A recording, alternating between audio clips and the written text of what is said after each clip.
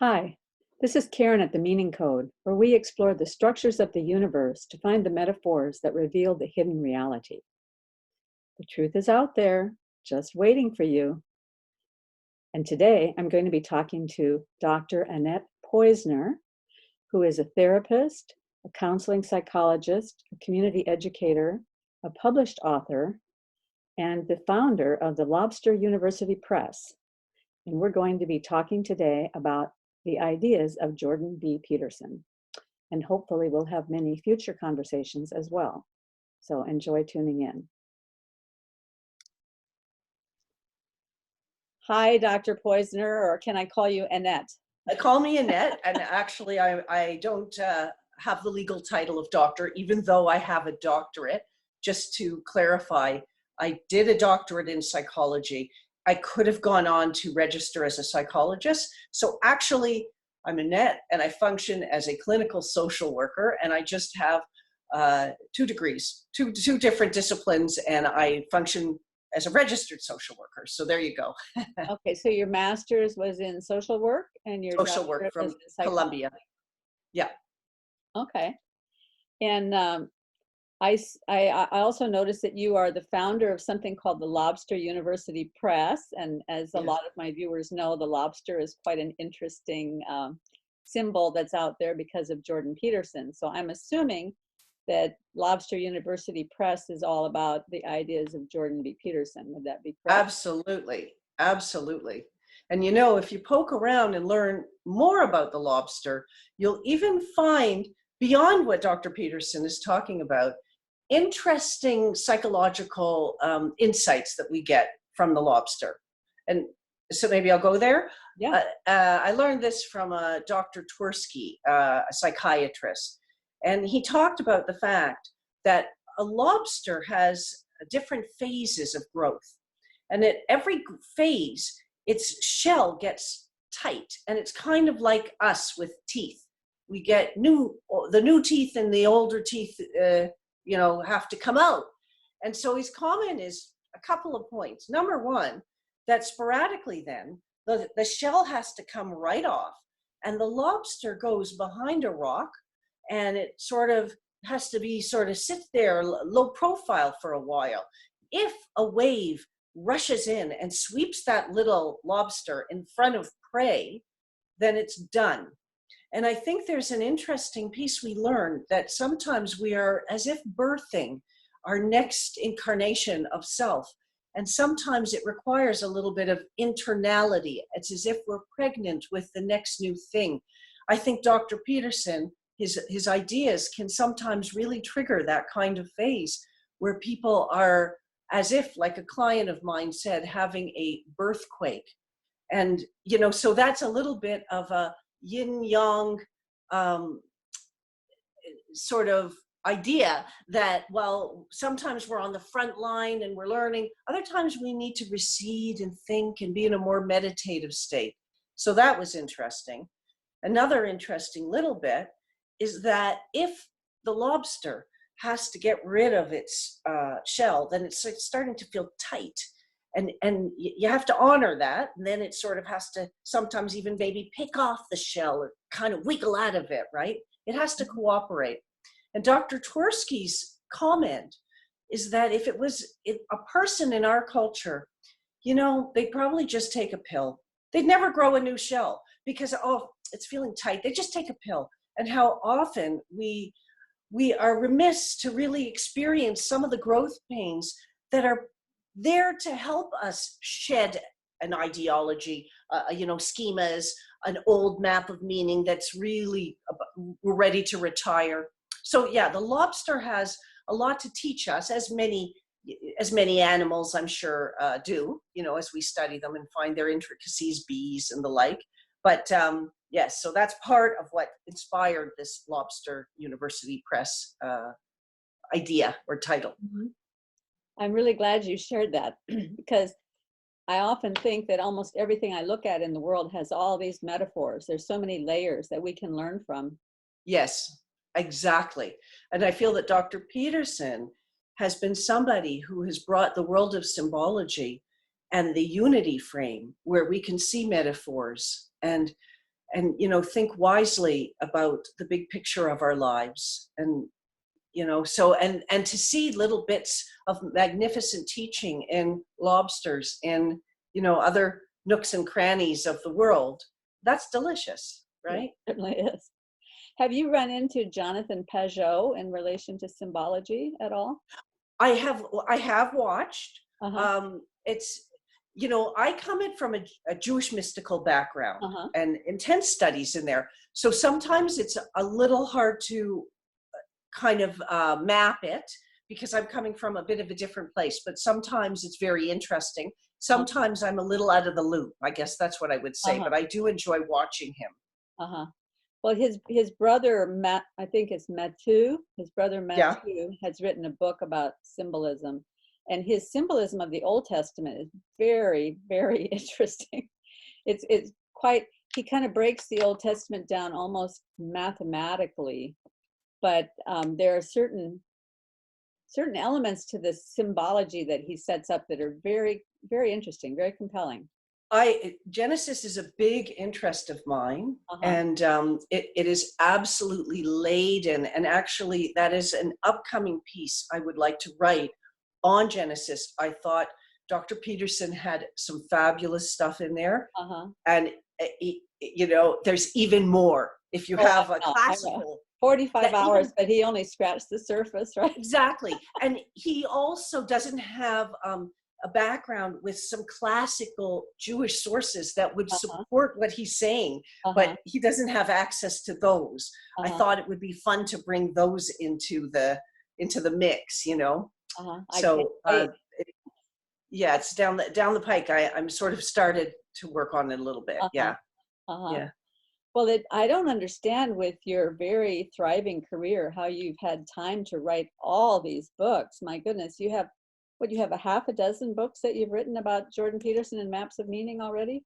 Well, 4. I have 4. Okay. But you see, the thing is this. I have been doing a very different, unique practice, you could say. I was interviewed last week for a social work dissertation. Mm-hmm. And they were looking for people who had non-traditional clinical approaches. And I thought, oh, well, I guess I could be helpful here. Not who subscribe to what she would call the non-dominant, non-dominant. That's how I was like, yeah, I think I'm sort of there. So I have an unusual background and very specific influences, which overlap. And so when Jordan Peterson comes along, and I'm like, oh my gosh, I've been working on the map of meaning. I've been assessing the map of meaning of my clients for 27 years. And nobody is talking about the map of meaning. And they're talking about mindfulness. They're talking about cognitive behavioral therapy. They're talking about schemas. But the idea that we have a map of meaning, that we bear it in our holy of holies, our unconscious. So it's not an issue like with cognitive behavioral therapy, rearranging the furniture in your conscious mind. Oh, that scheme is a little wrong. Oh, I'll just replace it with, no.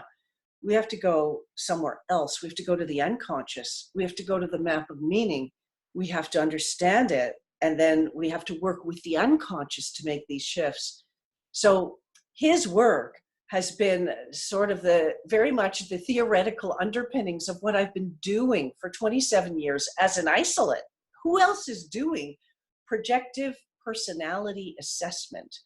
And I do you know what projective personality assessment? I do not, but I'm fascinated because I've been reading Ian McGilchrist's book, The Master and His Emissary, where he's talking about the role of the unconscious and how they don't seem to understand that when they do all of this experimentation where they're trying to determine whether or not we have free will, because they don't understand the role of the unconscious in our decision-making process. Right, which is why in psychotherapy, sometimes what we are really wanting to do is what Carl Jung was really talking about, restructuring the self and helping almost an alchemical process where the different disparate aspects of self are choreographed into the birth of a higher self. And so these machinations are not something you arrive at by, oh, well, let's correct that faulty idea that I won't be attractive to these women. Let's correct that notion. No, we have to open the hood. We have to look at the engine. We have to take a look at what our situation is. We have to do an X-ray as if of the unconscious mind, you could say. So there are two different ways we can assess people. One form of assessment deals with the conscious mind. Let's say vocational testing, okay? And you'll get, maybe if you're into the Myers-Briggs or if you're into the 5-factor personality, we got many different lenses. We can look at personality style. But projective personality assessment is a form of testing that clarifies the drama and dynamic of the unconscious mind. In ideal psychospiritual health, you should do the two tests and you should see that they match, that you see the same thing coming out of both of them, okay? But what you're going to tend to find is that that doesn't happen, that the projective psychology reveals the inner palace, the map of meaning, everything from talents and worldview, and it is a very nuanced look at the undercurrents of the personality, some of which are not conscious. And so when you do that, so basically what I'm doing is if I can explain my inroad into my career, I started as a graphologist. Graphology is the psychology of handwriting or handwriting analysis, and it's a clinical tool, and it's a European specialty. It's not a party game. My doctoral dissertation explored the use of graphology in psychotherapy. I have a clinical textbook published by Charles C. Thomas, which is a scholarly publishing house, which publishes orthopedics and radiography and psychological measurement, and my book, Clinical Graphology, an Interpretive Manual for Mental Health Practitioners. Once I was already excited about looking at the symbolism and handwriting, then I started getting my professional training, but then I also interpret drawings, or I ask people to make up stories and I interpret those stories. I interpret dreams, and people will bring me all the materials I ask them to prepare. And I analyze them collectively to find the unity behind everything. I ask for a joke. I ask for their 10 earliest memories. That's an Adlerian technique. And in so doing, you get just this amazing download of what's cooking. And of course, I'm working with people who have had OCD, anorexia, and often who have not been responsive to normal psychotherapy. And there are amazing stories about, because once you understand, as Carl Jung said, when the diagnosis is correct, the cure begins. And sometimes they don't realize they've been working on the wrong problem, the wrong issue. They didn't understand the problem. So projective psychology is a real download of the unconscious mind. So there you go. That's why here I am at the doorstep of Jordan Peterson, finding such resonance that my work completely, I've been working with these ideas, and now it's a pleasure to be able to sit at his foot, transcribe, and render these ideas in a little bit of more of a linear and I hope accessible way to make them even more accessible to some people who don't, the mosaic style of going here, there, and everywhere loses them a little bit. Mm-hmm. That's really so very fascinating that you came at it from that standpoint and you found all this resonance with his work. And for me, I found, I was a little bit interested when I first heard some video that he did about some very practical rules that he was sharing in one of his college classes. This was before he ever wrote, or before 12 Rules was published. But somebody had taken little clips of him telling his students, you should do this and you should do that, and that kind of thing. And I saw that little clip and I thought, oh, he's very direct, you know, and very fatherly. And I would like my family to hear this because I think they would enjoy it, you know. So we watched it together. But then I ended up having some surgery and I was laid up for a while. And so I listened to all 45 hours of the biblical lectures while I was laid up.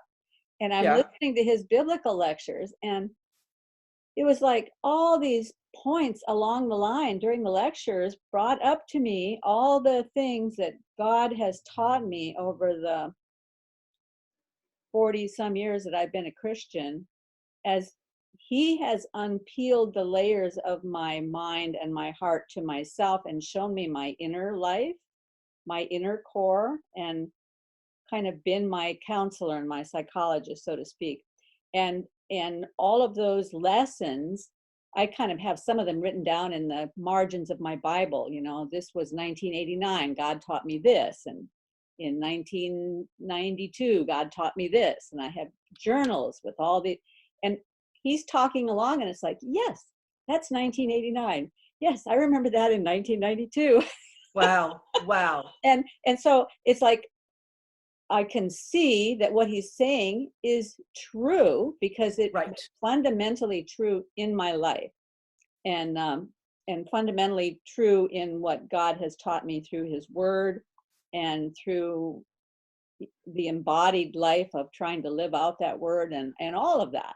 So then to hear that you can come at it from graphology and stories and exploring a person's unconscious and all that, it just all lines up, you know, like he says, when things line up and you get that excitement inside. Exactly. And you see, here's where the problem is for the mental health world. The mental health world is unlike any other discipline. For example, if you have a problem with your sink, there is a protocol for fixing your sink.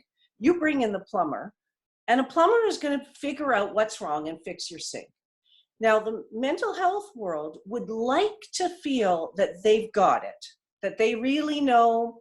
We get reality, we get how to help people live in reality, we've got our tools. But you know, an electrician, he knows his stuff, and it's objective. And the plumber, he's got like objective frames that he brings to this. But psychologists and social workers are all bringing their own map of meaning with their own premises. The therapies are often flavor of the week. And one of the points of resistance that you will find is the idea that there is one core truth that underpins reality. And because I'm a big adherent of Chinese medicine, my work is strongly influenced by the psychology of Chinese medicine and five-element theory and Jewish mysticism. And, you know, lots of things I've studied. There is a core pattern to reality. And that's what Jordan Peterson is saying. And you will have such resistance because then the cognitive behavioralists will say, well, no, that it's not that. It's just that people need to fix their thoughts up to more productive thoughts. So, you know, if it's not so productive to think like this, let's sort of say it's like that. But nobody wants to dabble with something called capital T truth, because that could expose their theories as actually disconnected from this capital T truth. So we are in an era where everything kind of is about leveraging who has the truth and is there a truth, right? And there's this whole backlash to Jordan Peterson. No, there's no 12 rules because there's no fundamental architectural truth that applies to everybody. And there's that relativism.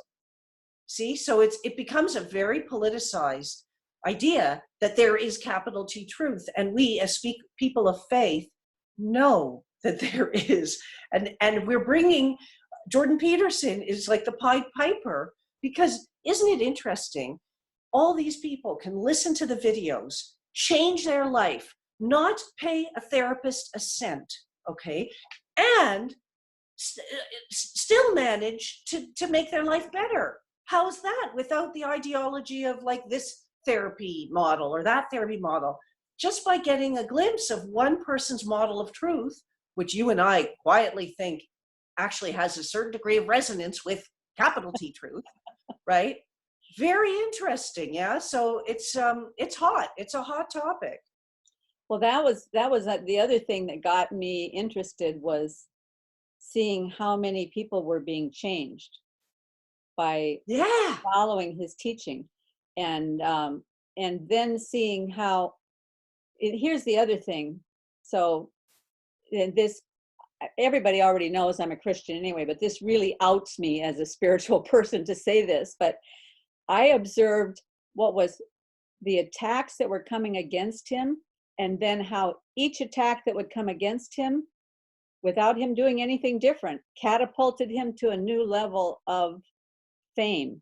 And then another attack comes against him and he catapults to a new level of fame. And I'm like, that's not humanly possible. There's something else going on there.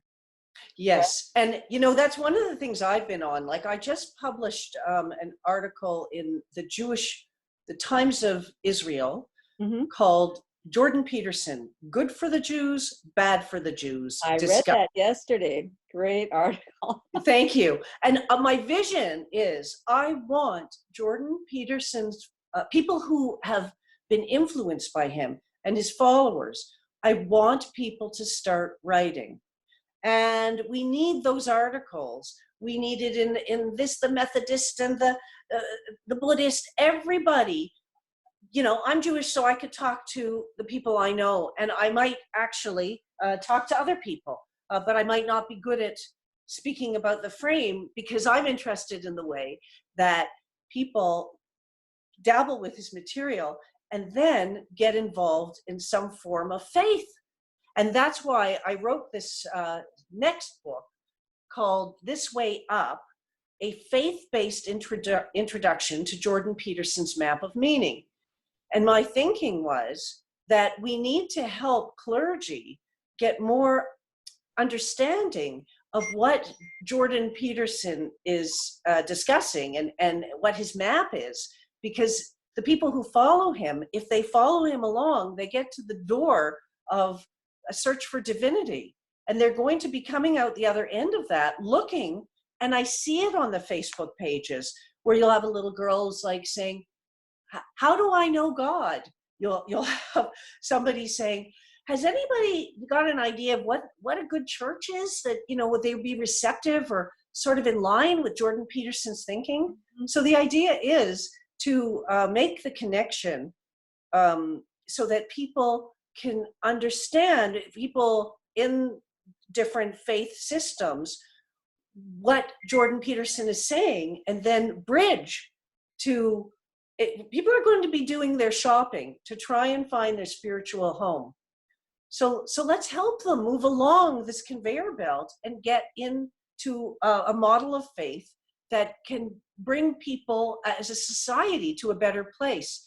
Dennis Prager, he makes a very interesting point. He says, when you hear about these mass shootings, and it's the availability of guns, it's too easy to get guns. Dennis Prager, so he did some research. He claims that it is the same process to get guns for decades. And then he tracks it, and he says in 1950s, there was no mass shootings. And then in the 60s, there were a few. And every 10 years, there's more and more and more. And he says, so if getting a gun is as simple as it was, or as complicated as it used to be, if it hasn't changed, he says, what's changed? We are living in a secular society where divinity is no longer of interest. And, if people are not into spirituality, so there are less barriers inside to going and getting that gun and shooting people, right? So we want to bring society to a more faith-based perception and system, and we have many different faiths that can help ground people in a more moral and ethical framework. Mm-hmm. Yeah. And Jordan Peterson has a really good video too about how a young man gets to a place where he thinks it might be a good thing to go shoot up the world. Yeah. And exactly what that process is that takes a person there, that gets down into that empty, nihilistic, meaningless universe, and where they feel that the universe would be better off without people. I mean, we certainly run into that idea often, hearing people talk about that. I mean, Right. Twitter is full of people who talk that way. Sure. But let's point out something interesting, okay? That, and this is the problem in the world of mental health. If you look at the psychiatric Bible, it's called the Diagnostic Statistical Manual. And it's a bit of a recipe book to say, if you have this symptom and that symptom and this, we call it, and now we've got a name, a label for that. And if you have this other symptom, right? And it's a pathology-based system. So where I'm coming from, in 5-element theory, say in Chinese medicine, there's this idea that there are 5 elements. We are comprised of those elements, and they are the ecosystem in our world. Say within us, if those 5 elements are magnificently inter-included one with the other, if they're in a perfect balance, then we'll never get to the place that we're, the nihilism and we're shopping for a handgun. And the problem is that we can look at the psychology of aberrant thinking and behavior, but we can instead put our focus on the psychology of magnificence. And so when Peterson talks about what we need, a focus on the God ideal, keep your money on the ball, keep your ball in mind, what's that expression? Keep your eye on the ball, on the money. Anyway, we can really, so Peterson, that's the place I really differ with him, is that he has gone to very dark places and he's pursued dark literature and he needed to understand it. I would like us to focus on really the God ideal and everything we can learn about psychological health and wellness from it, in which case a person wouldn't be going into that descent into darkness. What would they be doing instead? Well, they would be going into an ascent into light, right? And so we need to kind of rejig the choreography. It can be a little bit tempting to figure out what's going on in the mind of the aberrant person. But the problem is if we poke around in there and fondle it too much, we get dirty. It leaves its stain. Yeah. I remember years ago, there was a kind of a trend going through the Christian community of studying up on all the cults so that you could contend for the faith against the cults. And I remember a teacher saying, no, that's the wrong approach. Because in a bank, when they are trying to teach the tellers how to recognize counterfeit money, they never show them counterfeit money. They have them spend hours and hours with the real thing, feeling it, touching it, looking at it, smelling it, wrinkling it, holding it up to the light. The real thing becomes such a part of who they are. Nice. Instant they touch a piece of counterfeit money, they know that's not it. Right. See, thank you for sharing that with me. It goes in my pocket. That is a perfect metaphor, right? And it's something, why? Because we're talking about the unconscious mind. If you had to drive your car completely consciously, better turn on the signal now. That's not how, when you get to be a competent driver, it's something that you've educated. The map of meaning of your unconscious has integrated that. So you want unconscious competency, something that Malcolm Gladwell talks about quite a bit in his book, Blink, and his other books, this kind of thing, right? Mm-hmm. So, and that's, of course, McGilchrist and, really evolving our unconscious. It's a very fertile part of the mind, and we have to move out of a more flat left brain into a more magnificent choreography that involves our fullness. In so doing, we restructure ourselves, we come to fruition, we manifest this lovely yin-yang, and that yin-yang is in the image of divinity. So there's the God ideal, right? Well, so So I have not ever studied the 5-element theory of Chinese medicine. Could you spring that out for us a little bit? Sure. Let's see. So the 5 elements have a relationship each with the other. One is the part we could call a mothering cycle, and one we could call a fathering cycle, okay? Now, in the mother cycle, so I'll take you through it and it will make intuitive sense. Let's say the mother of wood is water. So water feeds wood and then wood grows. Wood is the mother of fire. Make sense, right? We light the wood and we get fire. Fire is the mother of earth. Well, because the ash of the fire feeds the earth. And the earth is the mother of metal, as it houses the metal in there, deep into the earth, right? Metal is the mother of water. It mineralizes the water. And of course, the stone creates a riverbank so that the water doesn't dissipate and it can make its way to the ocean, let's say. Yeah? Okay, so that's the mothering cycle. And you can imagine it like a wheel. It goes around. Mm-hmm. The fathering cycle is that each element, so the mothering cycle characterizes the word yes.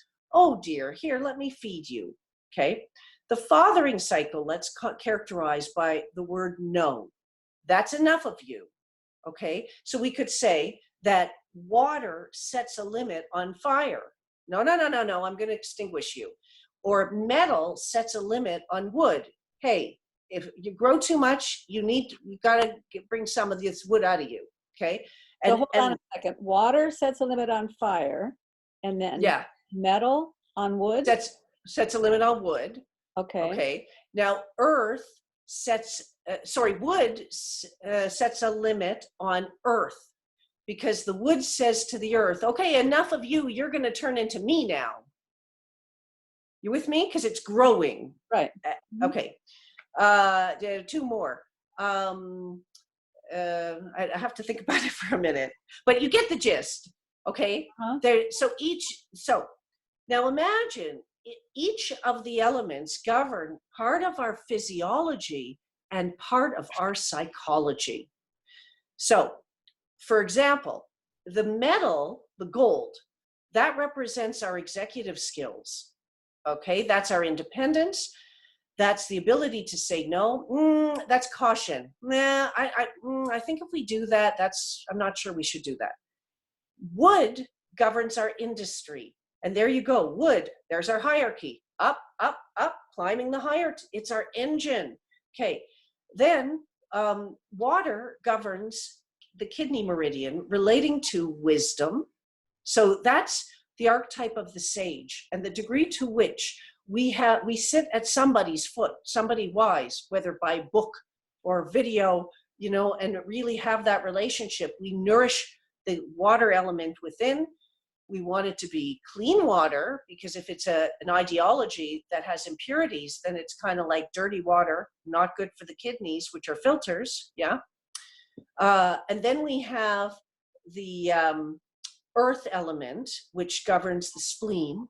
And that has to do with the inner child, also our maternal, paternal instincts, also our role in the community as a member of the brotherhood, sisterhood, fatherhood, us in a collective, us as a member of society with goodwill towards others, participating communally.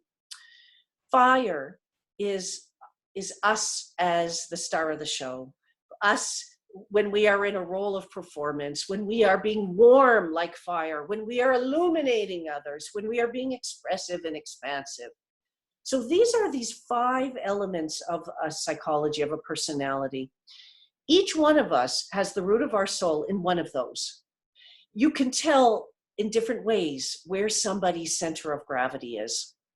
So then if they have one element they adore, that means there's 1 or 2 that they're neglecting. And that means there's been certain areas of life, they're a bit avoidant, they're under functioning, they're kind of awkward in that zone, they're not so successful. So partly what we are being asked to do is to architect our personality into resonance with divinity. when Divinity expresses that 5, it's done in magnificent synchrony, one with the other. You may not know that the number 5 is the Hebrew letter He, which is a moniker for divinity. And of course, Jews have the 5 books of Moses. So 5 is a number, one of the numbers that associates with divinity. At the beginning of Genesis, you'll read 5 mentions of the word or light.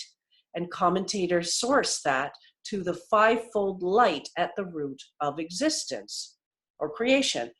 So what you're seeing is this wonderful architecture that we are being given, the architecture. Hey, this is what you want to shoot towards. Anybody can look at their own psychology, see where their excesses are, see where their deficiencies are, and do very decided efforts to restructure themselves so that they get it right, they get the balance right. So is there any overlap at all that you've been able to discern with the big 5 personality types, or is it? Yeah, yes. I would say yes. It's not perfect, but just to give you an example, we talk in the big 5, we could talk about assertiveness, and we can talk about disagreeable tendencies. That would relate to the wood element. It's the thrust, and wood is, like Donald Trump is a classic wood character. He used to wear his hair, remember his bangs used to go like this, because the energy of the wood element is in the personality. It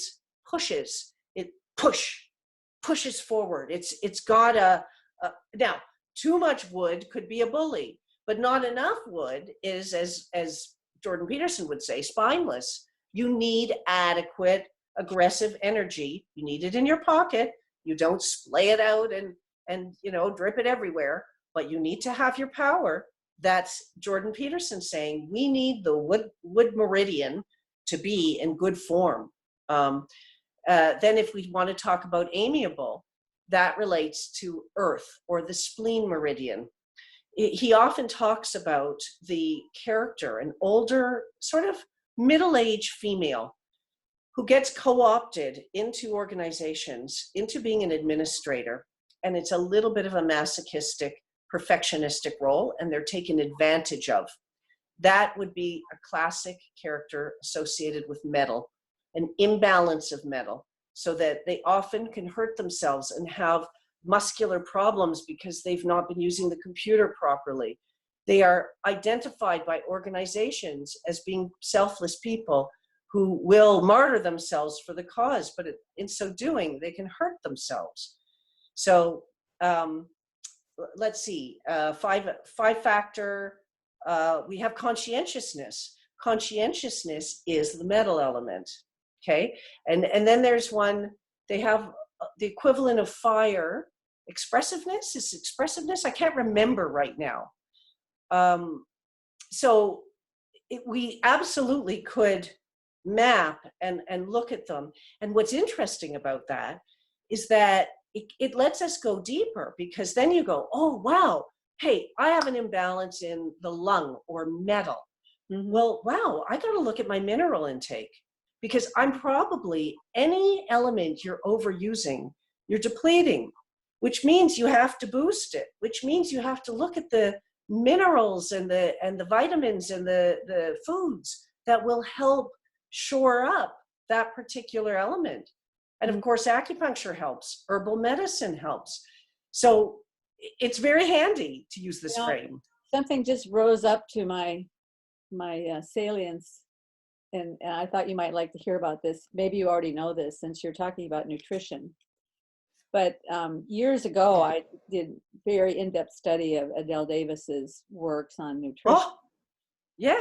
And I remember clearly one of the things that she talked about was the necessity for all the B vitamins to be balanced in a perfect way. You need them, you need a correct amount, and sometimes you need more because you have to kind of up your B vitamins for strength and energy and so forth. But what happened was that a lot of the people who wanted to capitalize on that idea went out and they said, okay, well, B1 is good for energy. So we're going to start making massive vitamins that are massively over with B1, but with all the other ones just the same as they were before. And she says, you can't do that. Because if you increase one of the B vitamins without increasing the others up to the same ratio, then all the other Bs are given the signal, we are not enough. And when they get the signal that we are not enough, they actually are less effective and shut down even more. So you think that you are upping your energy by increasing your B1, but you're actually stealing all the B1 from your body and destroying all the other B vitamins at the same time. And I think there's something in there that lines up with this idea of Yes. where are we lacking, and we try to pump ourselves up in one area, but we're actually hurting ourselves because it's not balanced. See, and this is a structural fault line that goes through many different disciplines. And so that's a perfect example where we see it. And by the way, people are often getting advice, and they get an advice at one point, you need zinc. Oh, they start taking zinc. But what they don't realize is not for the rest of your life, because the more zinc you take, the more it depletes your copper, because they're synergistic. Yep. So then the more zinc you take, and years have gone by because someone told you to take zinc. Well, now you're not sleeping well because zinc, it gives you a lot of energy. But first of all, do you need that zinc still? And how much zinc are you supposed to have yet?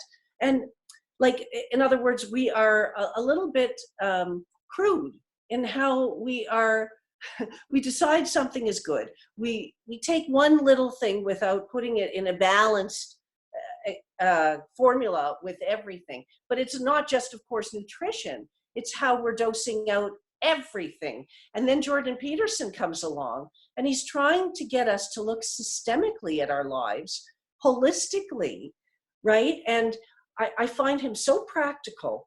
And, I really feel that the whole field of psychotherapy is struggling.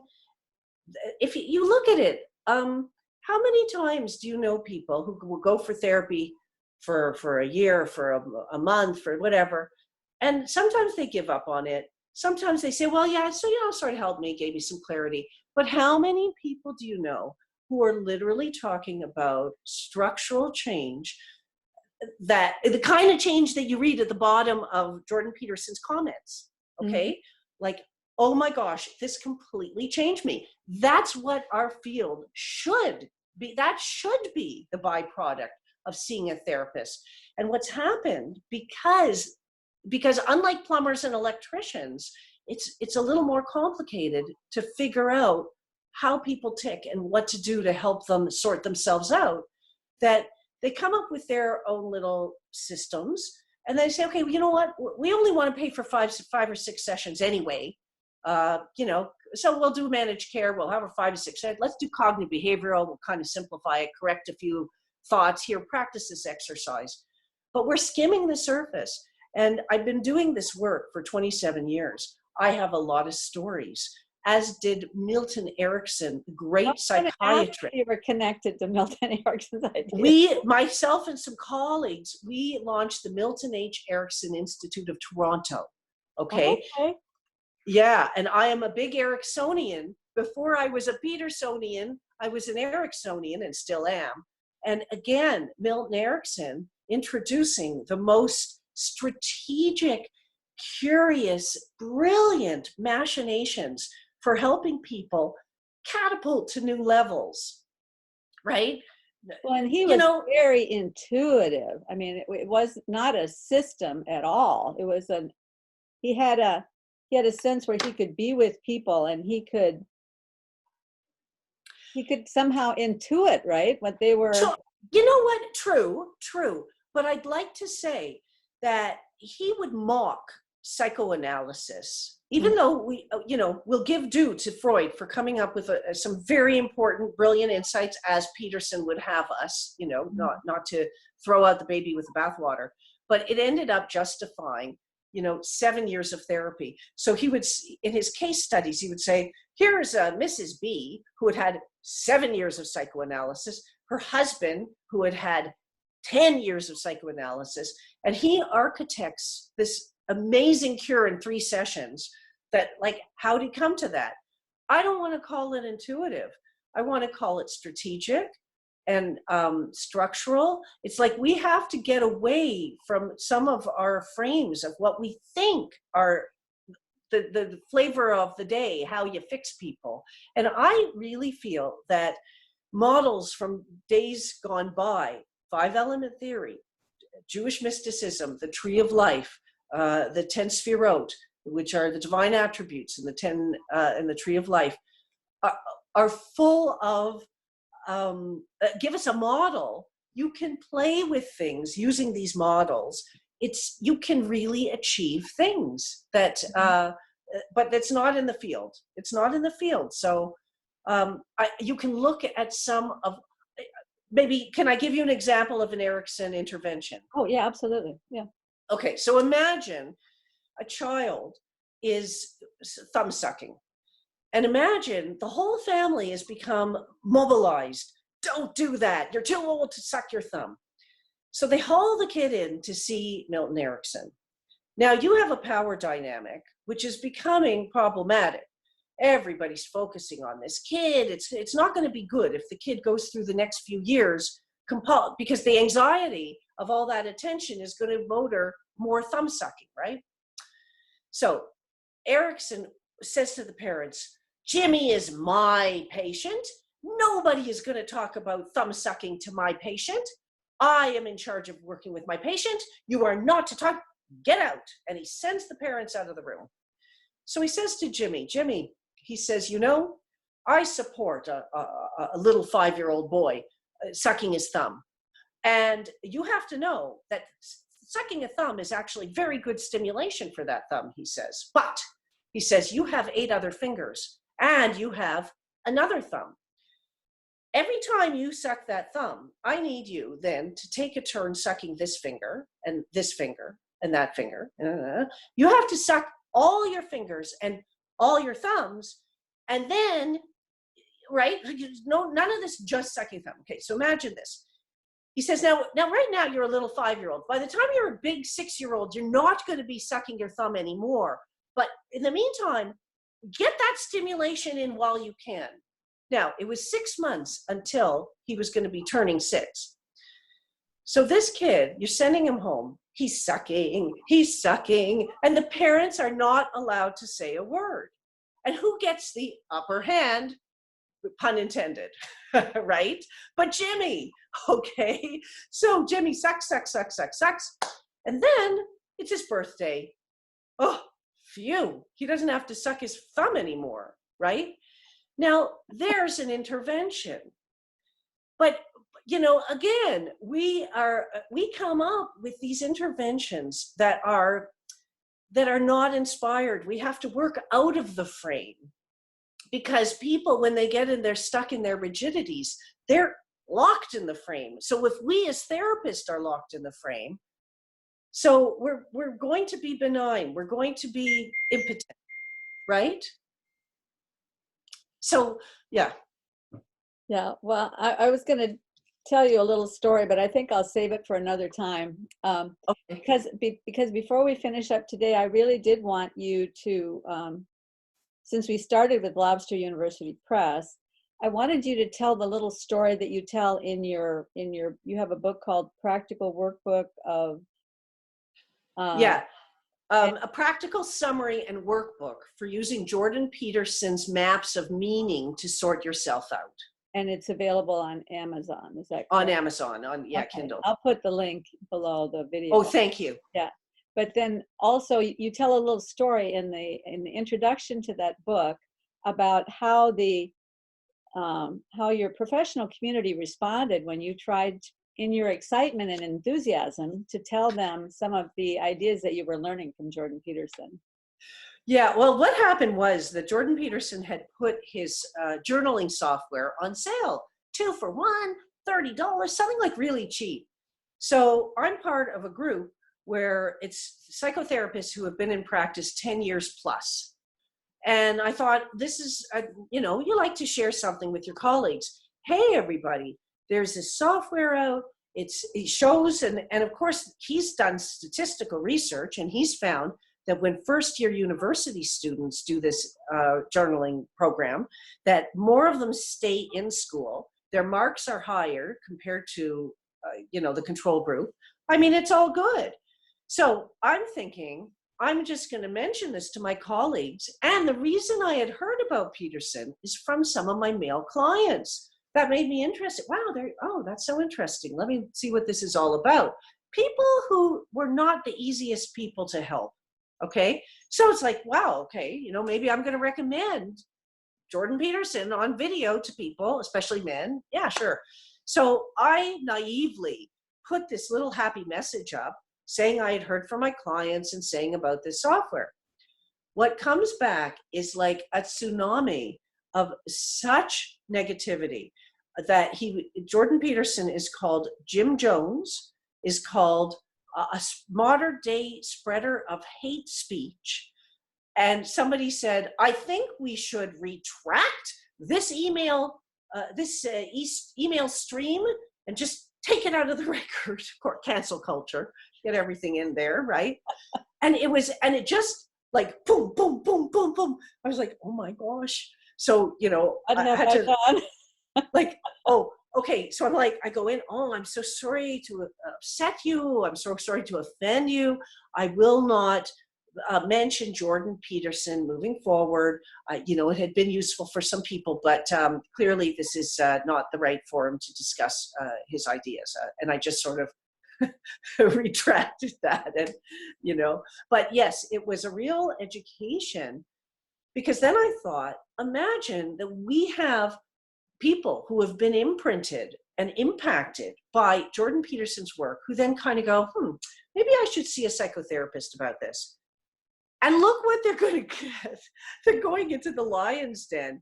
I mean, and people are wondering, where do I find a therapist who's interested in the work of Jordan Peterson?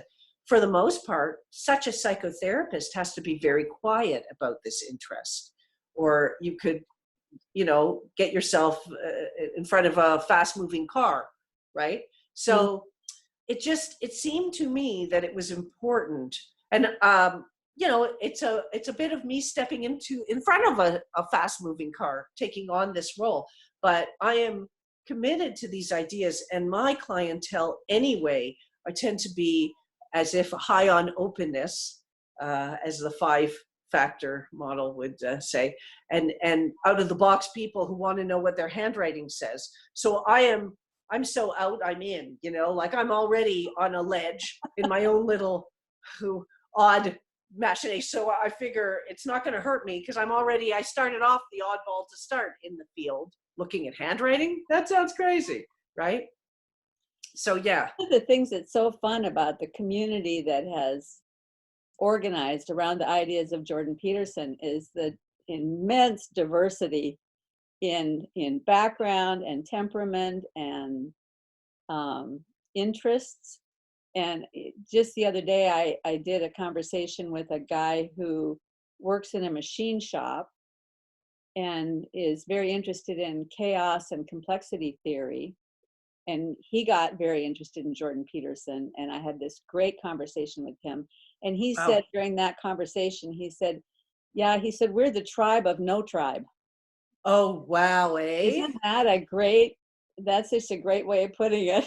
Tribe of no tribe. I love it. Yeah. I love it. Yes. But really we're the tribe of, up there. Yes. I'd like to say. And what does no tribe mean? It's nothing. It's let go, let God, it's just being a channel for divinity, right? Yeah. Well, so when I first got started thinking about this stuff, I had a conversation with Paul Vanderklay, who is a pastor in Sacramento. And I was trying to explain to him this kind of picture that I had in my head, because I also think these metaphors show up in mathematics and physics and biochemistry and not just in nature and religious. Absolutely. Okay. And so the one of Paul's guests named Chris, who was a real advocate expert in calculus, had described the way that an asymptote approaches but never meets Yes. the axis. Yes. Right? Yes. And so I had this picture that rather than this being a hierarchy, like the Lobster hierarchy or any other hierarchy, where there is a substantial, I don't know, pyramid hierarchy going up to this point, that it's actually all the people who are seeking to know are asymptotes moving up towards the, or maybe I might be getting the terminology wrong, but whatever the curve is that's going up and never approaching the center, that Exactly. he's the center, and we're all trying, we're going up, further up and further in, trying to approach, and we're as we do that, we all get closer together, but we're all starting out from, pretty far away from each other, but we're all getting closer together, but it's we're getting closer together further up rather than, getting all mashed up together at the bottom. Right. And therefore, well, two things. One is, that's why I called my faith-based book This Way Up, so that we can help stream people so that they get on that trajectory. B, if you'll recall, in Maps of Meaning at the end, Jordan Peterson has this dream that he recounts, being in the chandelier. Yes. And all the angry people down, and they look like ants, meaning the divisiveness is when people are on that ground floor, they're cranky, it's all full of negativity. Positivity is way up there, and of course he's not there, he's up there, but he's lower than the destination, but he's higher than the ants. They're all like ants, right? Little ants.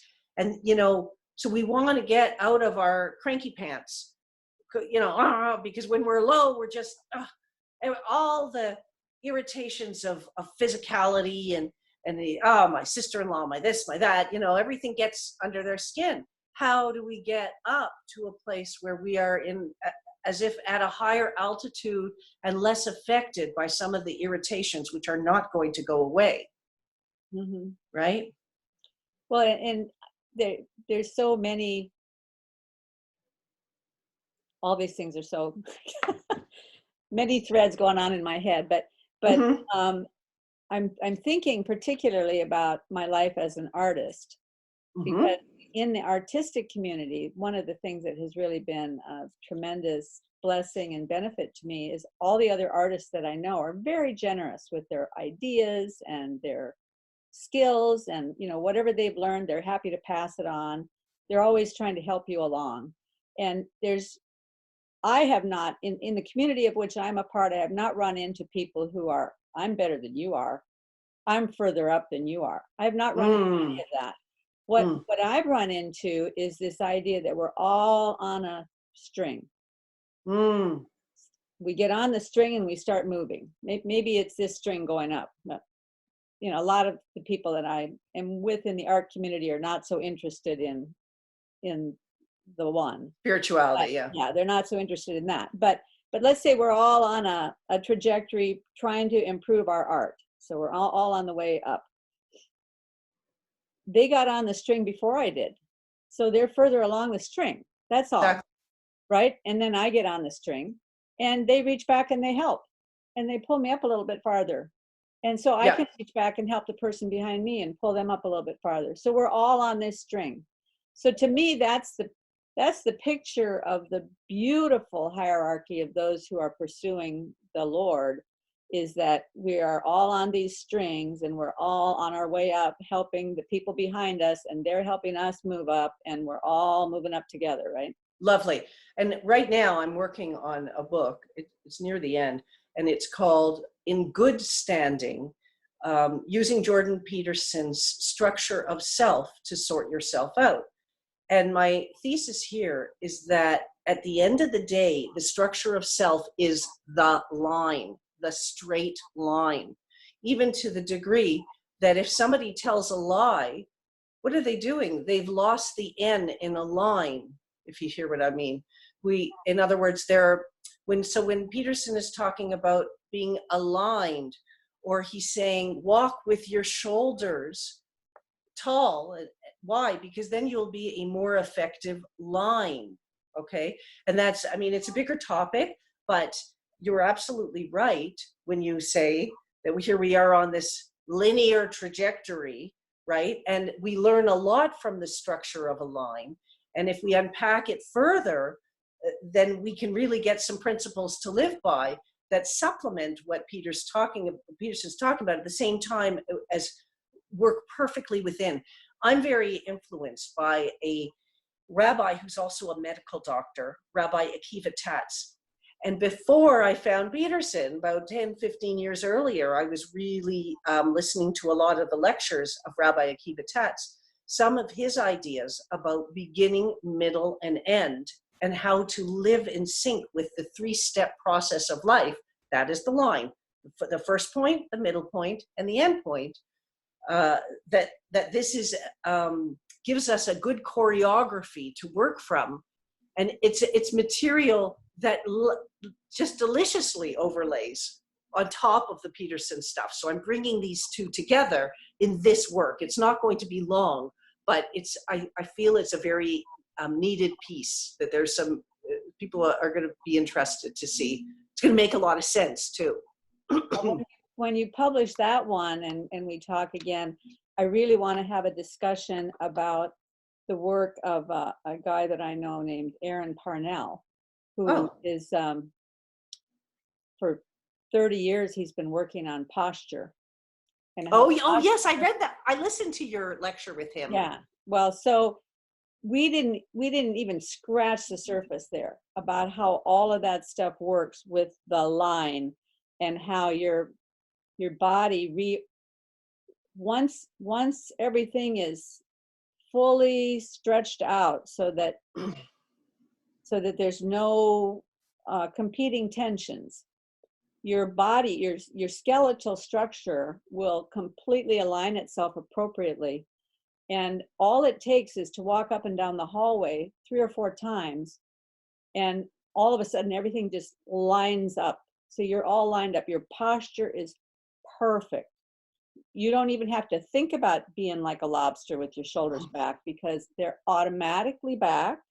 Your center of gravity is perfect because your body is built to have a perfect relationship with gravity. Yeah. Right? And so all of that stuff is, man, those are big metaphors. Yes, and I think I mentioned in an email that I did a 1.5 years of posture training after I herniated. I herniated a disc. I had back surgery. I had a very bad thing. I'm very tall. I'm 6 feet tall. And so I did a 1.5 years of posture work. So I stand very straight. And I did that posture work.